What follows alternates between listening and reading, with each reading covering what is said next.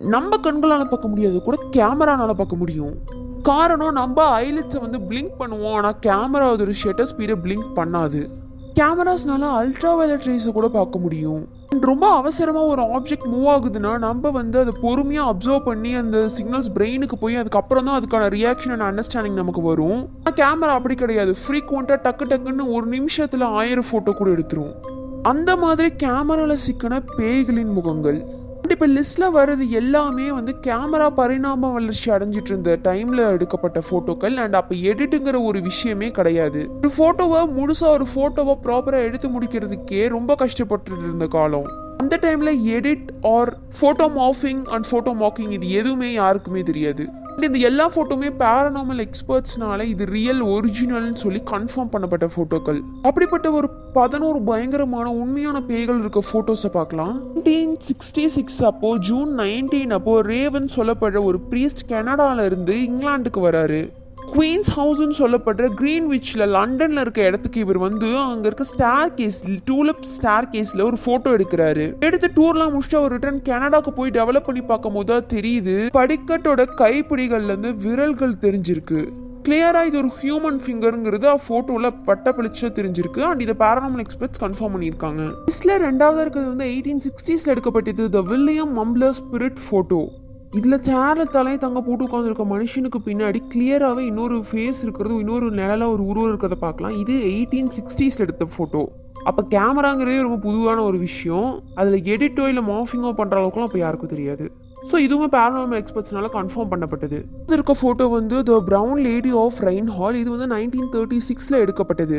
இதில் வந்து ஒரு ஸ்டார்ஸில் அது பக்கம் ஒரு பொண்ணு ஒரு உருவமாக நின்றுருக்க மாதிரி இருக்கும். ஆனால் இதுக்கு பின்னாடி ஒரு பெரிய ஹிஸ்டாரிக்கல் ஸ்டோரியே இருக்கு. ஸ்டார்ஸில் நின்றுருக்க பொண்ணு பேர் ஆக்சுவலி வந்து டோரத்தி. இவங்க லேடி டோரத்தின்னு கூப்பிட்டு இருக்காங்க. இவங்க பேருக்கு முன்னாடி ஏன் லேடி வந்துச்சுன்னா இவங்க வந்து பிரிட்டனோட ஃபர்ஸ்ட் பிரைம் மினிஸ்டரோட சிஸ்டர் ராபர்ட் வால்போல் அப்படிங்கிறவரோட சிஸ்டரா இருந்திருக்காங்க.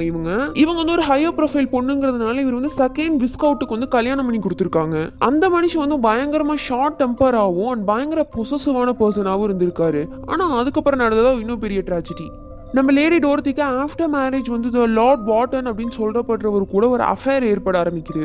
அவர் வந்து ஒரு கேம்லரா இருந்திருக்காரு. இதை பத்தி எப்போ இவங்க ஹஸ்பண்ட் செகண்ட் விஸ்கவுட்டுக்கு தெரிய வருதோ அப்பவே இவங்களை பனிஷ் பண்ற விதமா இவங்களை ஐசோலேட் பண்ணி வச்சிருந்திருக்காரு இவருடைய நார்ஃபோக்ல இருக்க ஒரு எஸ்டேட்ல. அதுதான் இந்த ரெயின் ஹால். இவங்க 1726 வந்து ஸ்மால் பாக்ஸ் சின்ன அம்மனால செத்து போயிட்டதா இவர் வெளியெல்லாம் அனௌன்ஸ் பண்ணிட்டாரு. ஆனால் உள்ள அவங்க எப்படி செத்தாங்கன்றது இன்னும் யாருக்கும் தெரியாது. நாலாவதுதான் இருக்க போட்டோ வந்து த கோஸ்ட் பைலட். இது 1987 எடுத்தது. இதுல பாத்தீங்கன்னா அந்த ஒரு விமன் உட்காந்துருக்க மாதிரி இருக்கும். போட்டோ எடுக்கும் போது அவங்க லெஃப்ட் சைடு அந்த டிரைவர் அந்த உட்கார்ற சீட்ல யாருமே இல்லையா. ஆனா அந்த போட்டோ டெவலப் பண்ணி பார்த்ததுக்கு அப்புறம் தான் தெரியுது அங்க ஆக்சுவலி ஒரு பைலட் உட்காந்து போஸ்ட் கொடுத்துருக்காருன்னு. அஞ்சாவது இருக்க ஃபோட்டோ வந்து த ஃப்ரெட்டி ஜாக்சன் கோஸ் ஃபோட்டோ. இது 1990 எடுக்கப்பட்டது. வேர்ல்ட் வார் 1 டைம் அப்போ இது வந்து ராயல் ஏர்ஃபோர்ஸ் வந்து எல்லாம் சேர்ந்து ஒரு குரூப் ஃபோட்டோ எடுக்கலாம்னு நினச்சி எடுத்த டைமில் இதில் நிற்கிற ஒரு பைலட்டுக்கு பின்னாடி மட்டும் இன்னொரு ஃபேஸ் சிரிச்சிட்டு இருக்க மாதிரி தெரியும். ஆக்சுவலி இது யாருங்க வந்து அவங்க பின்னாடி தான் ஐடென்டிஃபை பண்ணியிருக்காங்க. அவர் வந்து இதே ஏர்ஃபோர்ஸில் பிளெயின் மெக்கானிக்காக ஒர்க் பண்ணியிருக்காரு. அவர் பேர் வந்து ஃப்ரெட்டி ஜாக்சன் அவங்க வந்து ஐடென்டிஃபை பண்ணியிருக்காங்க. ஆறாவது இருக்க ஃபோட்டோ வந்து த நியூபை சர்ச் ஸ்பெக்டோ. இது வந்து 1963 வந்து ஒரு சர்ச்சில் எடுக்கப்பட்ட ஃபோட்டோ. சர்ச்சில் நீங்கள் பார்த்தீங்கன்னா ரைட் சைடு வந்து நிற்கிற மாதிரி இருக்கும். இது ஆக்சுவலி வந்து 16th சென்ச்சுரியில் வந்து மாங்குக்குன்னு போட்டிருந்த ஒரு ட்ரெஸ் ஆமா. இந்த ஃபோட்டோ ஆக்சுவலி எடுக்கும் போது அந்த இடத்துல யாருமே இல்லை. இந்த ஃபோட்டோ டெவலப் பண்ணி பார்த்ததுக்கப்புறம் தான் இங்கே 9 feet ஒரு ஆள் நிற்கிறதே தெரிஞ்சிருக்கு. இந்த ஃபோட்டோக்கு ப்ராப்பரான எந்த மீனிங்கும் இல்லாட்டியும் இப்படியான ஒரு மாங்க், அது 16th சென்ச்சுரியில் வாழ்ந்த ஒரு மாங்க் 1963 எடுக்கப்பட்ட ஃபோட்டோவில் வந்திருக்காருங்கிறது ஆச்சரியமாக தான் இருக்குது. ஏழாவது இருக்குது த லார்ட் கொமமேரோட ஃபோட்டோ. இது 1891 எடுக்கப்பட்டது. இது இங்கிலாண்டில் எடுத்திருக்காங்க. இதில் நீங்கள் லெஃப்ட் சைடு இருக்க அந்த பெரிய சேரில் லைப்ரரியில் பார்த்தீங்கன்னா ஒரு ஆள் உட்காந்துருக்க மாதிரி தெரியும். அவர் வேறு யாரும் கிடையாது, அங்கேருந்து அந்த விஸ்கவுட் தான். இது வந்து ஃபியூனரல் ஃபோட்டோ அப்படின்னு சொல்கிறாங்க. எட்டாவது இருக்க ஃபோட்டோ வந்து த ப்ரௌன் லேடி ஃபோட்டோ. இது 1959 எடுக்கப்பட்டது. ஒரு ஹஸ்பண்ட் அண்ட் ஒய்ஃப் அவங்க ஒய்ஃபோட அம்மாவோட கல்லறைக்கு போய் விசிட் பண்ணிட்டு ரிட்டர்ன் வரும்போது ஒய்ஃப் வந்து ஹஸ்பண்டை காரில் உட்கார வச்சு ஒரு ஃபோட்டோ எடுத்திருக்காங்க. எடுக்கும் போது தான் தெரிஞ்சிருக்கு அவங்க அம்மாவை பார்த்துட்டு வரல, அவங்க அம்மாவை கூட்டிகிட்டே வந்துட்டாங்கன்னு. பின்னாடி சீட்டில் தான் அவங்க அம்மா உட்காந்துருக்காங்க. அவங்க அம்மாவோட பேர் வந்து மேபிள் சிம்னரி. பின்னாடி பார்த்தீங்கன்னா கிளியராகவே தெரியும் கிளாஸ் போட்டு ஒரு வயசான ஒரு லேடி உட்காந்துருப்பாங்க. அவங்க பேர் தான் ஈவன் ஹெமிலி. இந்த மேபிள் சிம்னரின்னு சொல்லப்படுற இந்த லேடியோட அம்மா. ஒன்பதாவதா இருக்கிறது வந்து இந்த டாய்ஸ் ஆர் எஸ் கோஸ் ஃபோட்டோ. இது 1978ல எடுக்கப்பட்டது. ஆக்சுவலி இது பேஸ் பண்ணி ஒரு படமுமே எடுத்திருக்காங்க. திடீர்னு ஒரு பொம்மை கடையில் ஒரு ஃபோட்டோ எடுத்து பார்க்கும் போது தான் தெரியுது அந்த இடத்துல ஒரு பொம்மை மட்டும் எந்த ஆதரவும் இல்லாமல் தனியாக தான் பாட்டுக்கு நின்றுட்டு இருந்திருக்கு ஒரு ஆள் மாதிரி. இந்த ஃபோட்டோ வந்து கலிஃபோர்னியாவில் எடுக்கப்பட்டது. அண்ட் பேய் பொம்மைகளை பற்றி உங்களுக்கு தெரிஞ்சுக்கிறதுல இன்ட்ரெஸ்ட் இருக்கு, நான் தனியாக ஒரு வீடியோ போஸ்ட் பண்ணியிருக்கேன். அதோட லிங்க் இந்த வீடியோ கீழே கொடுக்குறேன், மறக்காம போய் பார்த்துட்டு வாங்க.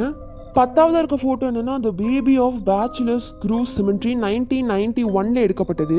இந்த ஃபோட்டோ எடுக்கும் போது அந்த இடத்துல யாருமே இல்லையாமா. ஆனால் நீங்கள் அந்த ஃபோட்டோவில் பார்த்தீங்கன்னா பின்னாடி ஒரு லேடி ஒரு ஒயிட் கலர் ட்ரெஸ் போட்டு சோகமாக உட்காந்துருக்க மாதிரி இருக்கும். அண்ட் 11ஆ இருக்க ஃபோட்டோ பார்த்தீங்க சால்வே ஃபர்த் ஸ்பேஸ் மேன். இது 1964ல எடுக்கப்பட்ட ஃபோட்டோ. இது மே வந்து 20th அன்னைக்கு 1964ல எடுத்திருக்காங்க. இது கும்பேரியா இங்கிலாந்துன்னு சொல்லப்படுற இடத்துல ஒரு 5 வயசு குழந்தைய அவங்க அப்பா எடுத்த ஃபோட்டோ தான் இது. மொத்தமாக அவங்க அப்பா வந்து 3 ஃபோட்டோ எடுத்திருக்காரு. ஏன்னா அப்பெல்லாம் வந்து ரோலில் வந்து கொஞ்சம் கம்மியாக தான் ரோல் கிடைக்கும் ஃபோட்டோஸ்க்கு. அதனால ஒரு 3 ஃபோட்டோ எடுத்திருக்காரு. அந்த 3 ஃபோட்டோவில் 2 ஃபோட்டோ நார்மலாக, அந்த ஒரு ஃபோட்டோவில் மட்டும் பின்னாடி ஏதோ ஒரு ஆள் நிற்கிற மாதிரியும் இருந்திருக்கு. ஆனால் அவங்க ஃபோட்டோ எடுக்கும்போது அந்த இடத்துல யாருமே இல்லை. பார்ட் 1 வீடியோ பார்க்காதவங்க போய் பார்த்துட்டு வந்து அப்புறமா பார்ட் 2 பாருங்க. இந்த வீடியோ பிடிச்சா சப்ஸ்கிரைப் பண்ணிக்கோங்க. ஆம்கரா, திஸ் இஸ் கைரோ ஃபேம். மறக்காம அடுத்து என்ன வீடியோ போடலாங்க கமெண்ட்ஸில் சொல்லிடுங்க. பாய்.